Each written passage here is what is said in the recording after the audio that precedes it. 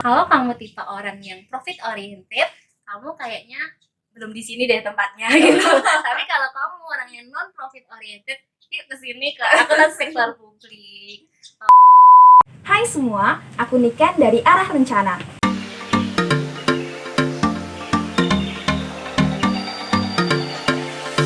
Arah Rencana merupakan platform edukasi yang akan memberikan informasi mengenai jurusan di perkuliahan. Nah, buat kalian yang penasaran nih tentang jurusan apa aja sih yang ada di perkuliahan, atau mungkin kalian masih bingung mau masuk ke jurusan apa, atau bahkan sebenarnya kalian udah tahu nih pengen masuk ke jurusan tertentu, cuman belum tahu lebih detailnya di jurusan itu ngapain aja, platform ini adalah platform yang tepat untuk kalian. Nah, kali ini aku akan membahas salah satu jurusan yang mungkin beberapa orang sudah tidak asing lagi dengan jurusan ini, tapi masih perlu digali lagi nih di jurusan ini sebenarnya ngapain aja, yaitu jurusan akuntansi sektor publik. Aku udah bareng sama temen aku, mungkin bisa langsung kenalan sendiri kali ya ke teman-teman. Halo semuanya, kenalin nama aku Yemima Maharani Siva Marta, biasa dipanggil Mima atau Yemima. Aku mahasiswi semester 4 akuntansi sektor publik Universitas Gadjah Mada. Mima, gimana kabarnya hari ini? Baik ya? Baik banget, Ceria banget kelihatannya ya. Langsung aja nih, Mima, kenapa sih motivasinya pengen masuk ke jurusan akuntansi sektor publik ini? Ya, kalau ditanya motivasiku masuk akuntansi sektor publik itu apa? Sebelumnya karena aku memang pengen di sini. Kalau boleh cerita sedikit nih. Boleh banget ya. Kalau waktu kita kecil atau SMP bahkan sampai SMA pun kadang-kadang masih berubah-ubah kan, kita pengennya itu kemana gitu. Nah, sejak kelas 12 baru saat kelas 12 SMA itu aku dapat pelajaran tentang akuntansi. Nah, di situ tuh aku merasa kayak jatuh cinta pada pandangan pertama. Berat ini kalau jatuh cinta. Tubuhku tuh kayak merespon dengan baik memahami akuntansi publik itu, tapi aku baru sadar kalau kayaknya aku harus ambil ini deh. Itu tuh waktu semester 2 kelas 12. Baru semester antara masuk semester 2 gitu. Jadi antara semester 2 aku baru memutuskan untuk linjur, karena sebelumnya kan aku IPA. Jadi aku memutuskan untuk linjur dan mengambil akuntansi itu saat itu. Nah, selain itu aku juga pengen kerja di pemerintahan. Nah, aku pengen akuntansi dan aku pengen pemerintahan. Nah, di sini nih di akuntansi sektor publik itu solusinya. Jadi aku ngerasa beruntung banget karena aku tahu akuntansi sektor publik, sehingga yang bisa mengarahkan aku untuk ke pemerintah, untuk kerja di sektor tersebut. Tapi mungkin banyak yang bertanya-tanya ya, sebenarnya apa sih perbedaan antara jurusan akuntansi pada umumnya nih dengan jurusan akuntansi sektor publik? Iya, berbedanya tentunya di sektor pabriknya. Iya. Jadi organisasi yang kita tanganin itu berbeda. Mungkin kalau akuntansi pada umumnya itu lebih ke perusahaan yang swasta. Nah, dan sementara akuntansi sektor publik itu menangani ke organisasi yang sektor publik itu tadi. Dan tentunya keduanya itu berbeda karena yang pertama profit oriented dan yang kedua itu non profit oriented. Nah, tentunya perbedaan tujuan itu membuat pencatatan atau akuntansinya itu berbeda, seperti itu. Nah, kalau di akuntansi sektor publik itu sendiri, kita belajar mengenai bagaimana akuntansi, pencatatan sampai pelaporan keuangan di akuntansi sektor publik. Sebelumnya mungkin aku boleh jelasin sektor publik itu apa? Banget dong, penasaran juga ya. kan. Sektor publik di sini kan organisasi yang nirlaba, yang tidak mencari keuntungan. Jadi mereka itu lebih ke pelayanan, ke program, ke kegiatan seperti itu. Nah, contohnya apa aja? Itu contohnya itu aku kalau boleh golongin gitu ya, itu ada dua, di pemerintahan dan non pemerintahan. Nah, kalau non pemerintahan sendiri itu kayak yayasan, kayak partai politik, kayak LSM, NGO, ya kan? Itu. Nah, kalau yang pemerintahan itu ada pemerintah daerah dan juga pemerintah pusat. Pemerintah pusat itu ada kementerian lembaga, pemerintah daerah juga ada daerah provinsi, daerah kabupaten, dan banyak dinas-dinasnya. Nah, tentunya pencatatan yang ada di akuntansi biasa dan akuntansi sektor publik itu berbeda. Kalau di sektor publik itu kita kenal namanya double entry. Double entry. Double entry. Kalau biasanya yang di sektor swastanya single entry, kalau yang di sektor publik itu double entry. Nah, double entry itu apa? Double entry itu ada dua pencatatan. Yang pertama basis kas, yang kedua basis akrual. Nah, basis kas itu apa? Jadi banyak banget ya. Kayak pelajaran ya. Langsung 3 SKS nih pagi ini. Iya, basis kas itu apa? Nah, kita mencatat transaksi itu, basis kas itu saat ada penerimaan atau pengeluaran kas. Nah, jadi benar-benar kalau kita ada aliran kas, ada kita menerima kas, itu kita baru mencatat gitu. Nah, ini kalau di sektor publik itu biasanya digunakan di laporan realisasi anggaran, untuk laporan realisasi anggaran. Seperti itu. Nah, kalau yang di basis akrual itu mencatat saat transaksi terjadi. Mencatat saat transaksi terjadi itu berarti seperti untuk laporan operasional atau mencatat beban-beban itu yang belum ada aliran kasnya, itu bisa dicatat di laporan di basis akrual. Nah, kalau aku boleh menggarisbawahi ini ya, berarti perbedaan antara akuntansi sektor publik sama akuntansi yang biasa ini, mungkin kalau akuntansi yang biasa mereka lebih ke profit oriented ya. Iya. Karena bisa masuk ke perusahaan swasta dan sebagainya. Tapi kalau untuk akuntansi sektor publik ini dia non profit oriented karena masuknya ke pemerintahan atau ke NGO atau ke yayasan gitu, guys. Nah, biasanya nih yang ada akuntansi sektor publiknya itu kan jurusan diploma. Kalau enggak ada di politeknik yang biasanya juga dia sarjana terapan. Bedanya tuh sebenarnya apa sih antara sarjana terapan dengan sarjana pada umumnya? Ya, kalau ditanya perbedaannya antara sarjana terapan dan juga S1, sarjana yang murni, yang S1 gitu kan, itu kita bisa highlight di kata-kata terapannya nih. Apa tuh? Kita lebih banyak praktiknya memang. Jadi kita lebih banyak menerapkan, benar-benar menerapkan gimana sih realitasnya itu gitu dalam.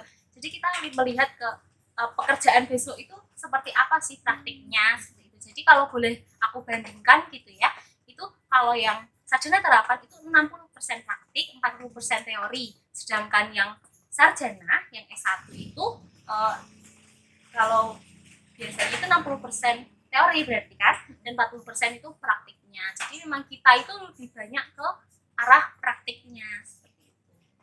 Oh iya, terus kalau misalkan sarjana nih, setahu aku kan dia gelarnya itu beda-beda ya, tergantung sama bidang apa dia dikuasai ya. Tapi kalau sarjana terapan ini nanti lulusnya gelarnya sama ya, STR ya? STR, tapi biasanya ada belakangnya itu apa? Nah, kalau di akuntansi publik ini ada STR AK, sarjana terapan akuntansi. Oke. Terus kalau misalkan nanti lulusan di sini tuh biasanya dia ada sertifikat jadi akuntan gitu nggak sih kalau bisa sarjana terapan?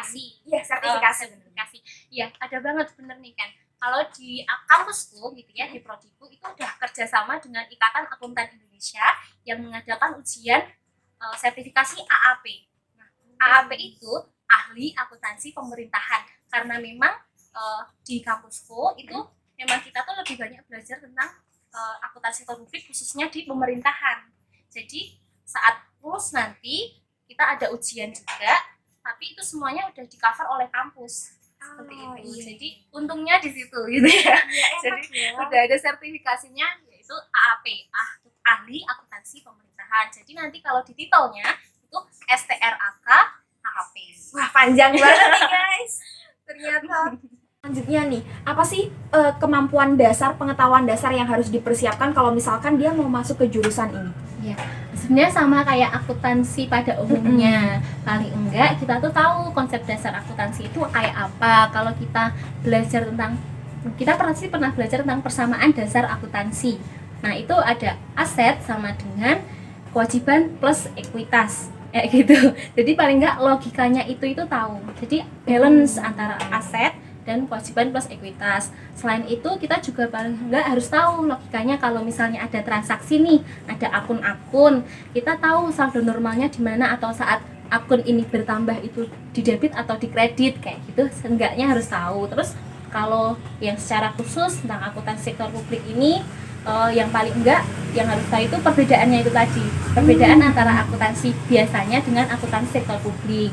Karena jangan sampai salah mengira gitu, salah mindset di awal.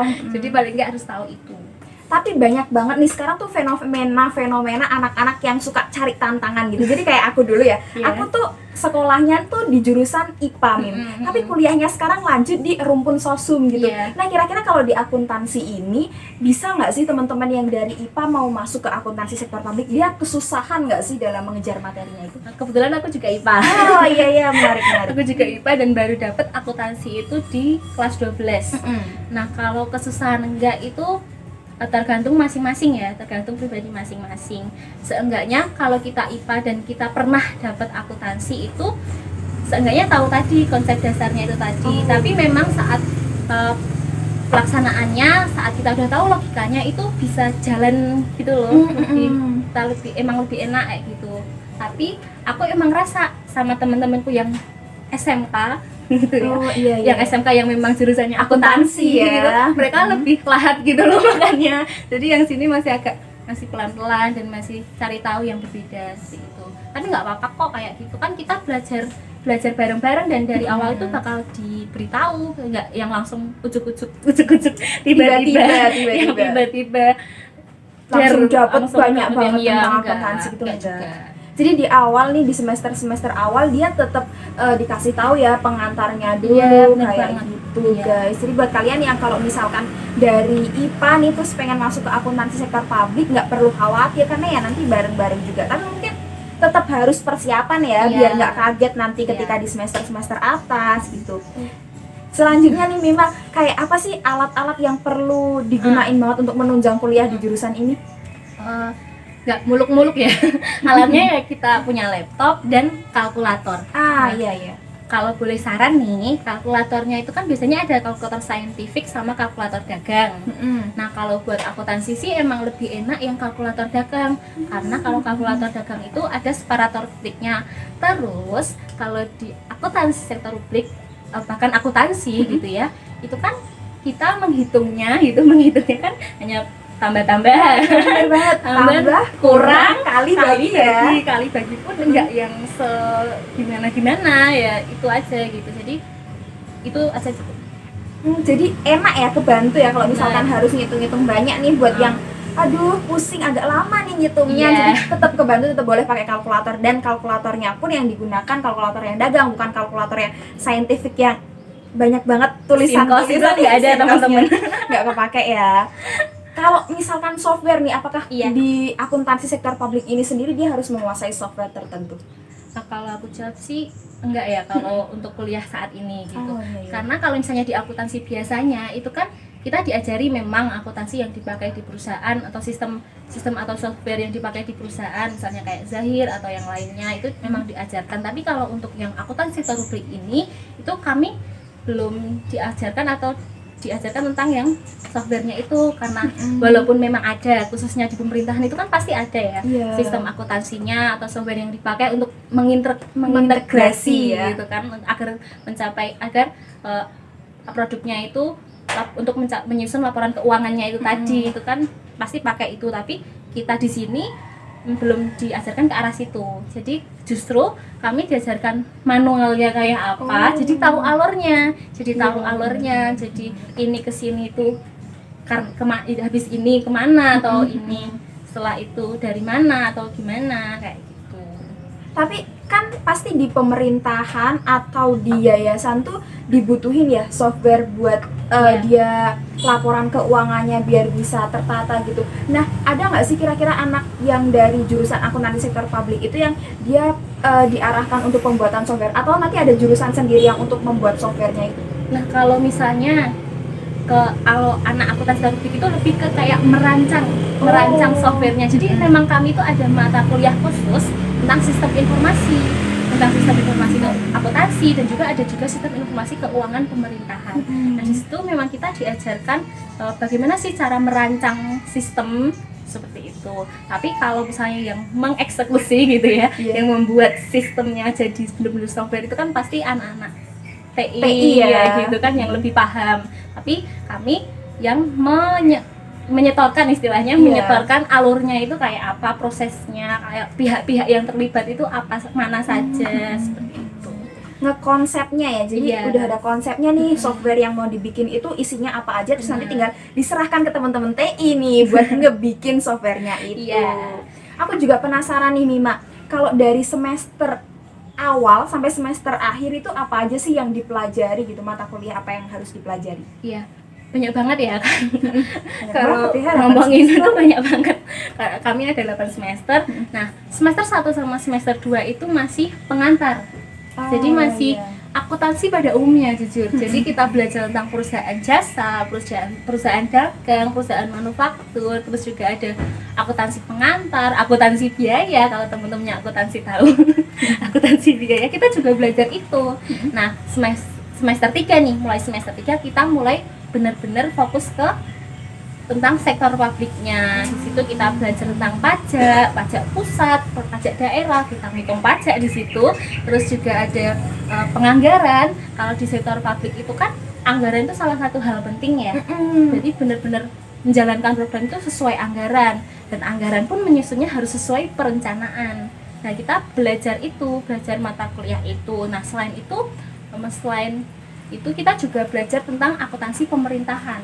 Akuntansi pemerintahan kita juga belajar di situ, bahkan ada pemerintahan pusat dan juga ada pemerintahan daerah. Kita belajar di situ transaksinya gimana, seperti itu. Terus selain itu akuntansi atau publiknya itu juga ada akuntansi pembuatan laporan, pasti kan, pembuatan laporan yayasan, ya pemerintah ataupun organisasi yang lain, itu kita belajar itu. Selain itu juga ada manajemen keuangannya juga, tentang organisasi publik, bagaimana caranya mengoptimalkan pendapatan, kayak gitu kita belajar itu juga. Selain itu kita juga ada belajar pemeriksaan nih, tentang pemeriksaan.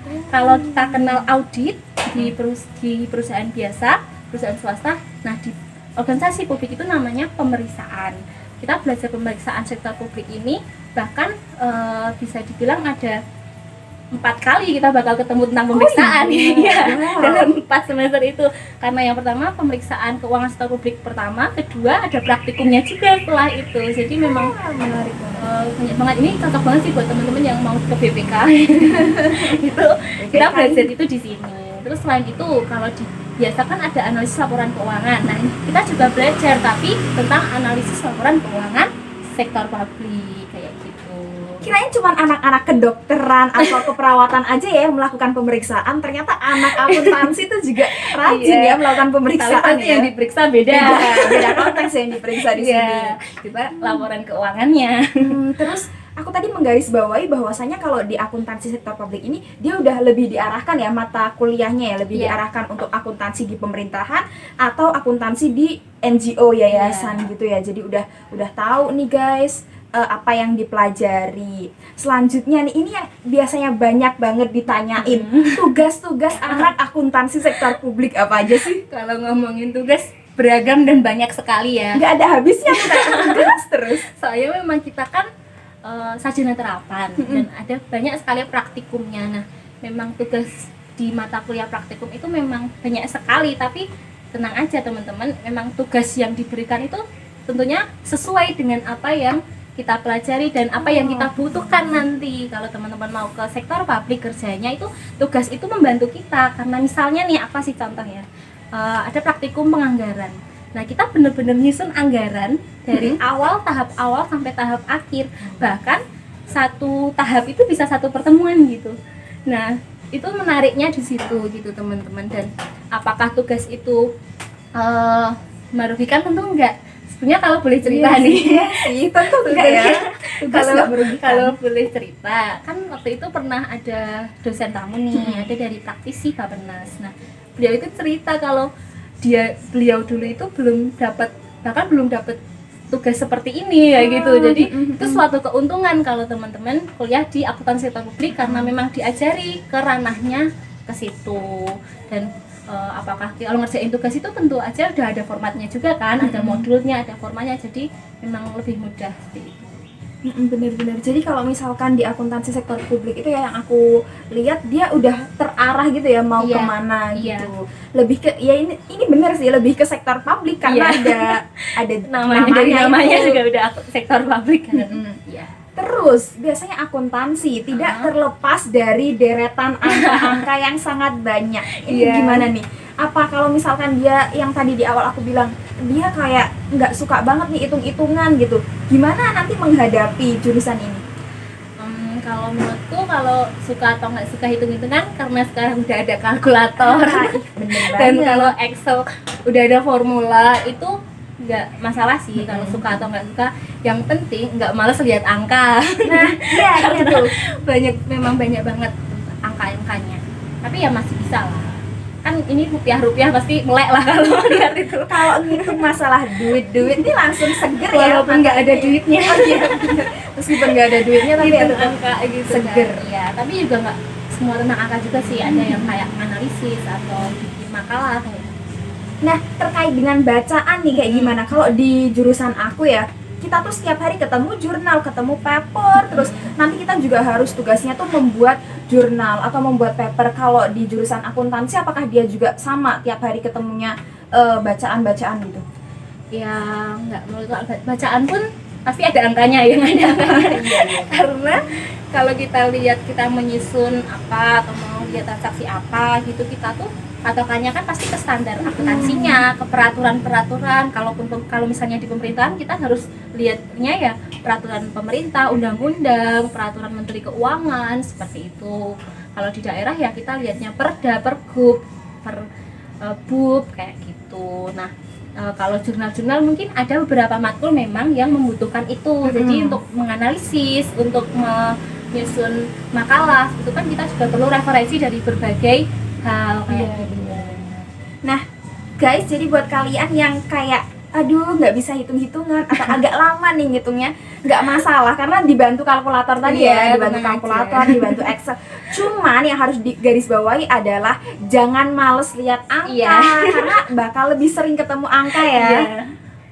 Selanjutnya nih, kegiatan yang biasa dilakukan anak jurusan akuntansi sektor publik itu apa aja sih, Mim?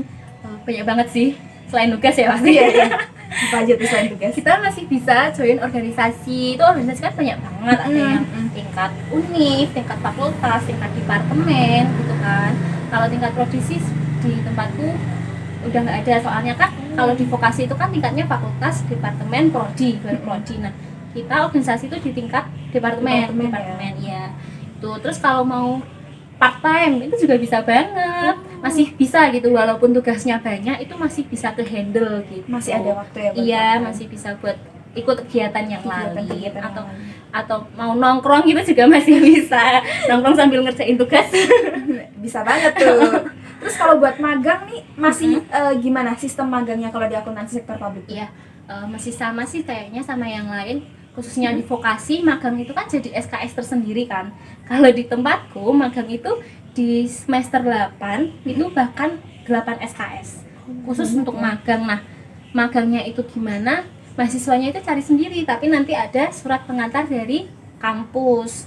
Nah, kalau magangnya kemana itu memang disarankannya sebaiknya yang sejalan dengan apa yang telah kita pelajari. Kalau di akuntansi publik ya magangnya sebaiknya yang di sektor publik. Sektor publik itu kan banyak banget, ada yang di pemerintahan, bisa ke NGO, pemerintahan pun ada berbagai macam, ada yang lembaga, kementerian ataupun ke dinas-dinas seperti itu.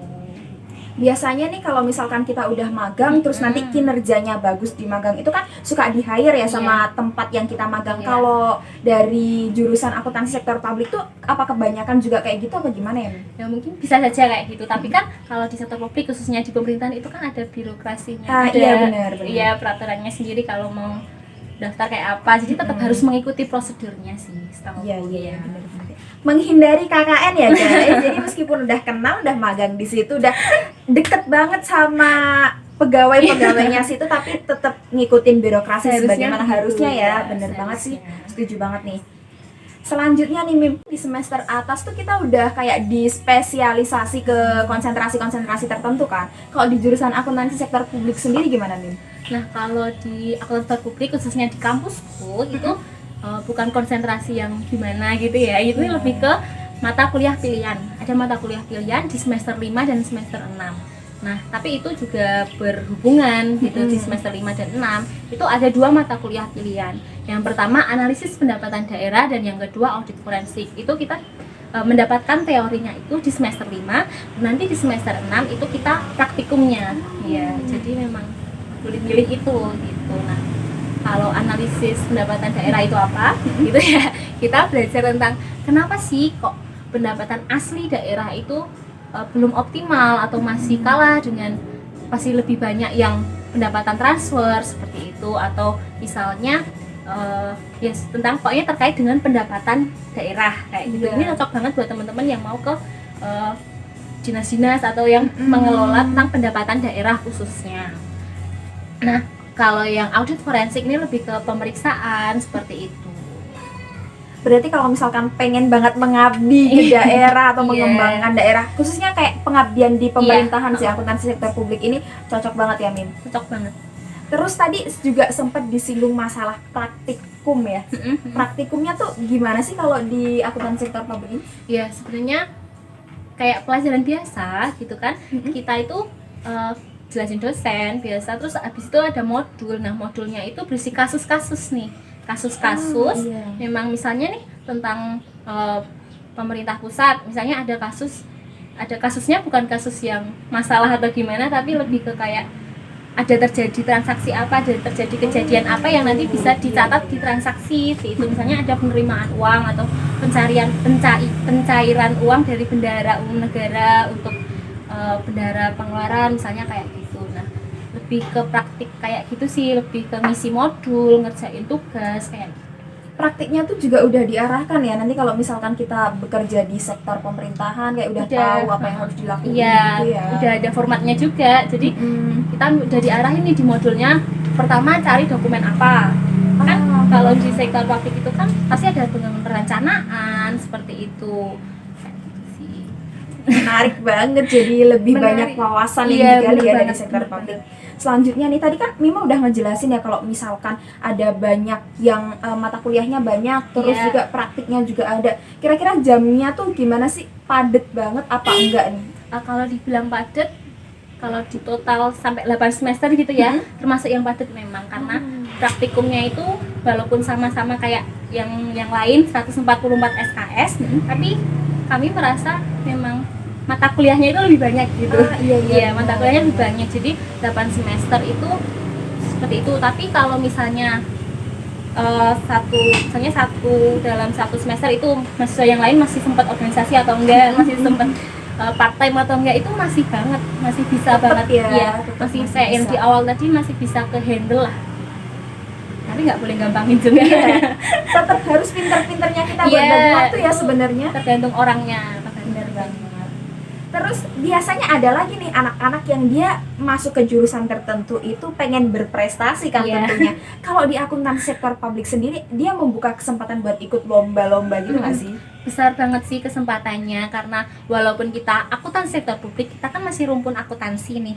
Jadi kita masih bisa nih join lomba-lomba yang tentang akuntansi yang diadain universitas-universitas lainnya atau bagaimana. Nah, biasanya bentuk lombanya itu kayak lomba paper, lomba bisnis, ide bisnis kayak gitu kan juga bisa, bisnis plan. Terus juga bisa juga ke olimpiade kayak olimpiade akuntansi, kayak olimpiade perpajakan kayak itu tuh bisa banget, dan itu banyak banget bisa ditemuin di berbagai platform gitu ya. Gitu. Berarti tetap ya, meskipun dia udah diarahkan sebagai profesi tertentu, maksudnya keahlian tertentu, tapi kalau masalah berprestasi, masalah lomba tetap terbuka kesempatannya, terbuka secara luas gitu. Terus tugas akhir nih, biasanya kayak mahasiswa nih enjoy aja ya masuk kuliah semester 1, semester 2, semester 3, semester 4 masih nerima materi kuliah seperti ini. Tahu-tahu nanti tugas akhir mereka kaget, bingung mau ngapain. Kalau di akuntansi sektor publik tugas akhirnya ngapain? Kalau di S1 mungkin namanya skripsi ya. Iya, skripsi. Nah, kalau di tempatku D4 atau sarjana terapan ini itu namanya tugas akhir. Benar, tugas akhir. Nah, tugas akhirnya itu ada di semester 8. Jadi ada SKS tersendiri tentang tugas akhir. Nah, biasanya itu dilakukan setelah magang. Karena apa? Karena disarankan ya. Jadi boleh iya, boleh enggak, tapi sebaiknya kan berarti itu topik yang kita ambil untuk tugas akhirnya itu dari permasalahan yang kita peroleh saat kita magang. Jadi dari kita magang kan, karena memang ada SKS khusus tentang magang, jadi dari magang itu kita analisis ada permasalahan apa, kita analisis, kita berikan solusi seperti itu. Nah,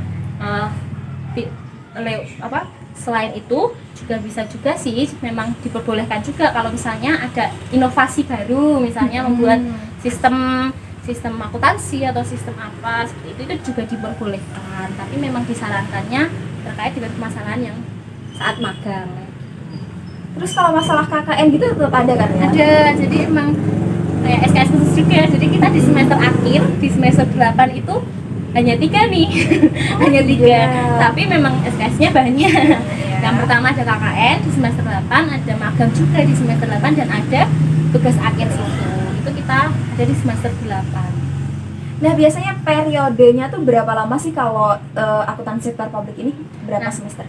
Kita ada 8 semester, 4 tahun itu, dan itu 144 SKS selesai waktu 8 semester itu. Kalau misalkan nanti di tengah-tengah semester gitu kira-kira ada cuti gitu tetap bisa ya? Boleh, tapi memang disarankannya memang sebaiknya kan sekali gitu kan. Iya, Tapi kalaupun misalnya terpaksanya ada cuti itu juga diperbolehkan, dan kalau mau melanjutkan ya tapi harus selesai 8 semester itu selama. Iya. Berarti emang plottingannya itu 8 Iya, semester, sudah tapi plot. kalau nanti di tengah-tengah harus ada cuti tertentu dia bisa nambah waktu lagi. Boleh. Selanjutnya biasanya kan ada nih anak-anak yang kayak aduh nggak puas nih dapet IP sekian mau ngulang lagi. Kalau di jurusan akuntansi sektor publik bisa nggak sih? Bisa, tapi ada batasnya. Jadi yang boleh ngulang itu yang B-min. B-min ke bawah itu baru boleh ngulang. Nah, kalau misalnya sistem ngulangnya kayak apa gitu kan, biasanya masih ada bingung gitu kan.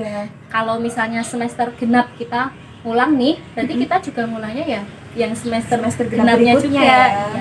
Berarti bukan sistem blok yang dia blok ini ngulang terus blok berikutnya bisa ngulang lagi ya, sistemnya tetap semester ya kayak yang lain ganjil genap itu. Menarik. Terus gelar lulusan di jurusan akuntan sektor publik ini apa nih?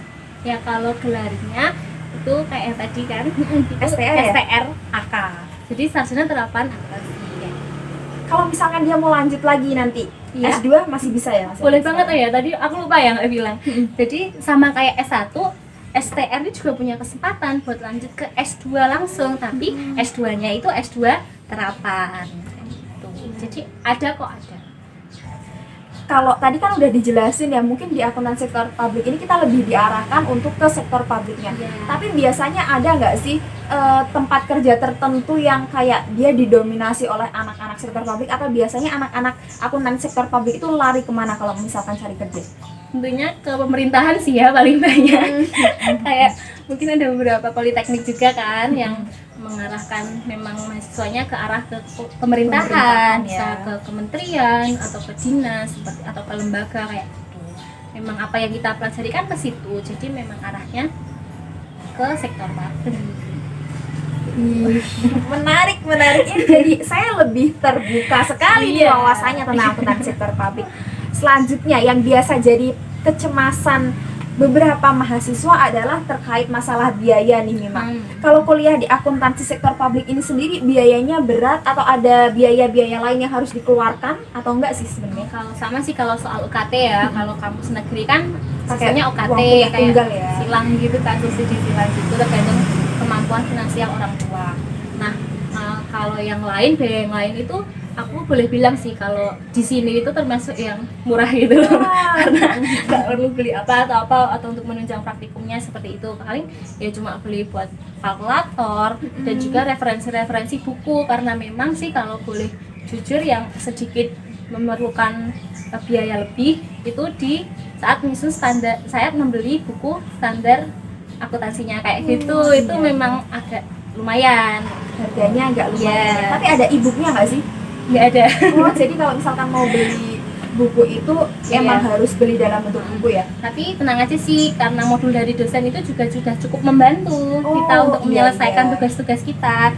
Jadi kalau memang ada kemampuan lebih untuk membeli ya memang lebih baik, tapi kalau tidak pun juga tidak apa-apa, karena memang tidak diharuskan sih gitu. Tapi memang sebaiknya punya bukunya karena akan lebih membantu. Cuman kalau misalkan tidak punya nih, modul dari dosen juga udah bisa untuk membantu mengerjakan tugas-tugas kuliah ya. Iya, terus selain itu juga bisa cari referensi buku yang lain kan. Karena banyak banget pasti. Bener banget. Jadi ya paling mengeluarkan biaya selain uang kuliah tunggal tadi tuh biaya untuk beli kalkulator gitu, Iya. sama kebutuhan anak mahasiswa Iya, pada pada umumnya lah. kayak biaya hidup kuliah kan ya Iya, tahu kan. lebih ke kebutuhan pribadi mungkin Iya, ya, iya. bagaimana orang itu ingin mengeluarkan suatu. Tapi kalau untuk masalah kuliah nih, sebenarnya nggak ada biaya-biaya lain yang Iya. harus dikeluarkan.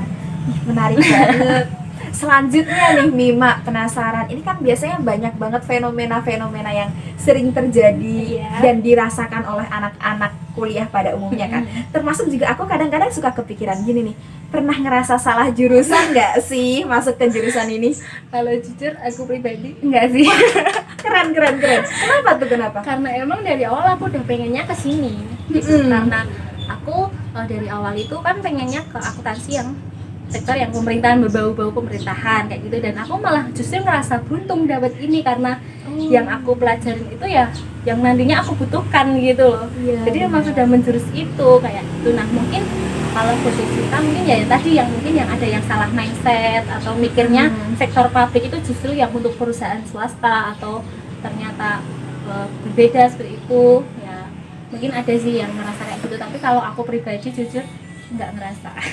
Tapi Mima sebelumnya kayak pernah kepikiran untuk masuk ke jurusan akuntansi yang akuntansi real akuntansi?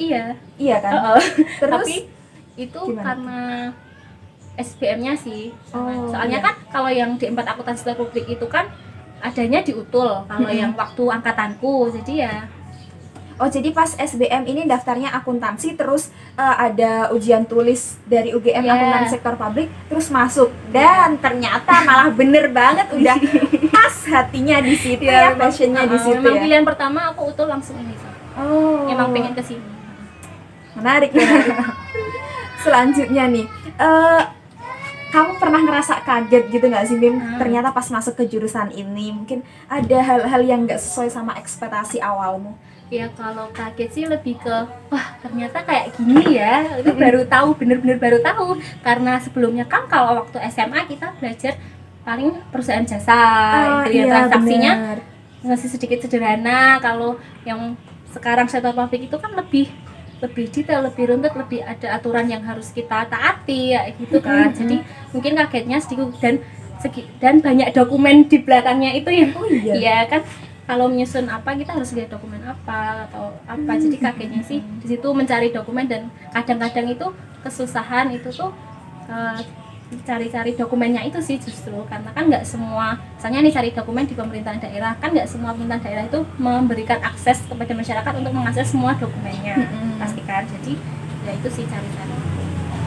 Oke, selanjutnya nih, sekarang kan biasanya banyak nih anak-anak mahasiswa yang ketika lulus tuh dia suka cari tantangan gitu kan. Jadi kuliah di jurusan A misalkan, tapi dia nanti kerjanya tuh pengen ke sektor-sektor lain yang mungkin bisa dikatakan dia tidak relevan dengan jurusan itu. Kalau misalkan di akuntansi sektor publik sendiri gimana? Kira-kira bisa nggak kita untuk? Bisa banget ya kalau bilang bisa enggak, itu kan ya itu.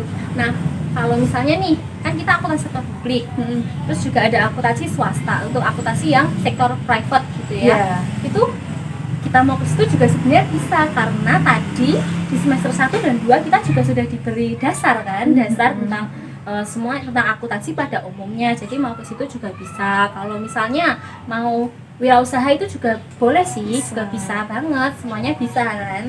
Terus soalnya juga di semester 7 itu kita itu ada juga tentang kewirausahaan, tentang mata kuliah kewirausahaan kayak gitu sih. Jadi memang ya monggo boleh, tapi memang disarankannya sektor publik publik ya. Tapi kalau misalkan dia mau menantang dirinya, ya nggak apa-apa, pengen masuk ke sektor privat atau mungkin di sektor-sektor yang lain tetap bisa ya. bisa. Sebenarnya kan pekerjaan juga tidak menutup kemungkinan kita bisa masuk ke berbagai sektor sih, kan ya. Terus selanjutnya nih, pernah nggak sih ngerasa karena tugas banyak banget terus kayak udah nggak mau kuliah lagi gitu, pengen cari kegiatan-kegiatan yang lain aja deh gitu? Pernah berada di titik itu nggak, Mina? Pernah sih. Gimana tuh ceritanya? Waktu tugas yang nonstop kayak gitu pernah mikir yang kayak ini kapan selesainya, pengen cepet-cepet nikah atau gimana. Pasti semua cewek pernah ngerasa gitu Udah nggak sih? siap memang calonnya. Aduh, tanya. Nah itu sih pernah ngerasa, tapi ya balik lagi dinikmatin aja, Bener enjoy banget. aja, kayak gitu. Semuanya tuh kayaknya harus dinikmati ya. Iya. Meskipun kita ngerasa nggak bisa, nggak kuat di situ, tapi kalau misalkan udah dijalanin, udah dinikmatin ya tetap aja gitu. Iya. Tetap bisa kok mengatasi hal-hal itu gitu. Dan mungkin usahanya harus lebih ekstra ya, Mim. Benar.